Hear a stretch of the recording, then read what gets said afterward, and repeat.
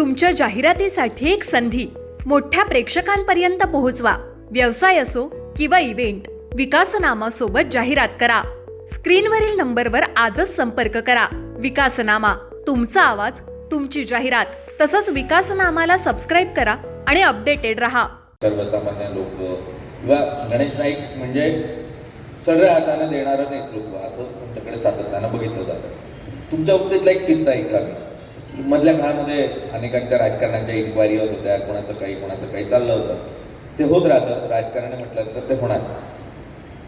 मधल्या काळामध्ये तुम्हाला अशा कार्यक्रमांमध्ये अनेकदा तलवारी मिळतात, कधी चांदीची मिळते, कधी तुम्ही म्हणले त्या वाटून टाकल्या सगळ्या आणि त्या सगळ्या मी काय करतो, सरदारजी लोकांच्या कार्यक्रमाला गेलो तर सरदारजी लोक तलवारी देतात, तर त्या तलवारी माझ्याकडे 25-30 जमा झाल्या. मग मी पोलीस कमिशनरला पत्र दिलं की म्हटलं तर ह्या कधी समजा चुकून जर अरे मग गणेश नाईकच्याकडे एवढ्या तलवारी म्हणजे काय, गणेश नाईकच्या डोक्यात काय होतं का रॉईट करायची. मी सगळ्या पोलीस कमिशनरकडे देऊन टाकला. कोणाकडे? पोलीस कमिशनरकडे. आता मगाशी पाण्याचा, आता नवी मुंबईची लोकसंख्या 35 साली होईल. आता 2035ला साधारणपणे जर आपण जागृत नसलो तर या महिलांना रात्री 3 वाजता टाक्या भांडी सगळं घरून वाढ बघायला लागेल कसली नल येण्याची. चालेल का तुम्हाला? मग यांची अडचण लक्षात घेऊन माननीय मुख्यमंत्र्यांना मी सांगितलं की आमच्या मुंबईच्या महिलांना सवय लागली नल खोल्यानंतर पाणी घ्यायचं, बरोबर आहे ना? आणि म्हणून कर्जत तालुक्यामध्ये 2 धरणं बांधली जातात 100 एमएलडीची. त्याच्यातलं एका धरणातलं 500 एमएलडी पाणी नवी मुंबई करता बुक करून टाकलं.